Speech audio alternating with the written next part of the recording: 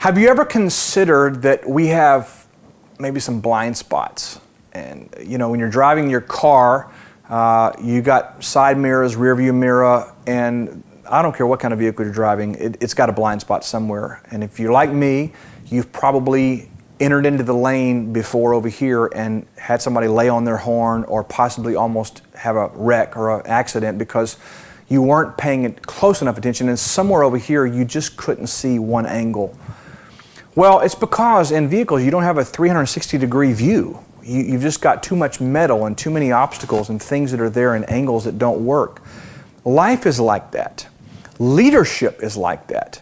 And if we're going to have a successful life and really make a massive difference, if we're going to have a strategic type of an influence in our culture, then our leadership has to be approached from a 360-degree situation.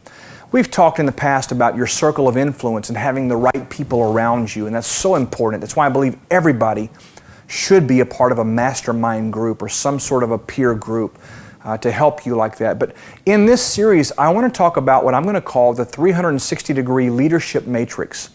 It looks like this. I'll give you the overview here. It begins with personal leadership, then you have family leadership, then you have community and civic leadership, and then you have what I'll call your vocational leadership or your purpose leadership. And I want to talk about all four of those over the course of the next few weeks here, but let's begin with personal leadership because it really does begin there. Here's the deal. You cannot lead anyone, not your wife, your husband, your kids, your friends, your Sunday school class, on the job. You can't lead anybody if your life is a red hot mess. If you don't have your stuff together, there is this capacity we all probably have to fake it till we make it, to throw up the mask, smoke and mirrors, and that sort of thing. But I'm telling you right now, that only lasts so long. There's a point at which you can no longer fake it.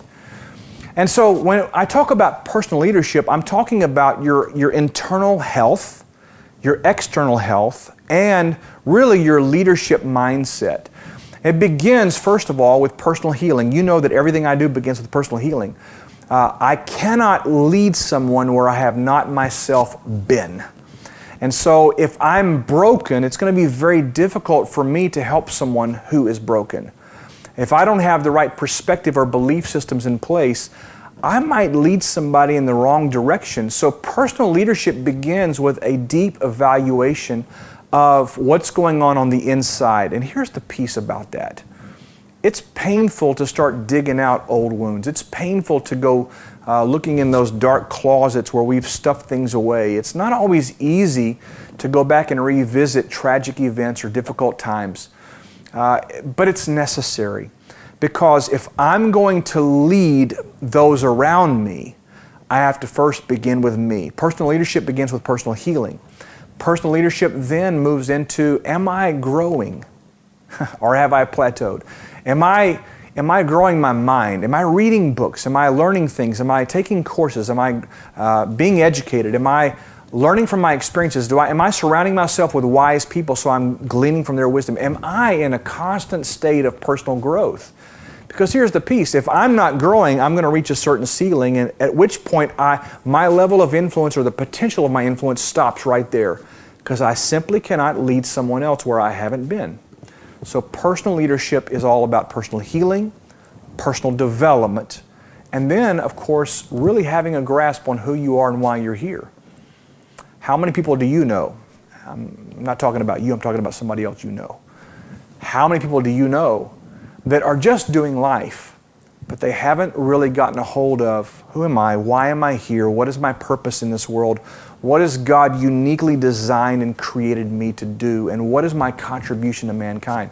Those are questions we just don't get asked much, and we don't ask ourselves. So personal leadership begins with taking care of you. Yes, you. You cannot pour from an empty vessel. You cannot give from an empty tank. You can't be fueled up and geared up and ready to go anywhere and your car be broken down. You've got to deal with you first. I can't love my wife beyond my own capacity to be loved. I can't pour into my children's lives beyond my own capacity to to grow and to be developed and nurtured. I have to deal with me before I can deal with the real world. So personal leadership is the first quadrant of the 360-degree leadership matrix. And I want you to consider, what are you doing to take care of you? What do you need to do to take your personal care to the next level? Personal leadership. Well, it all begins right there.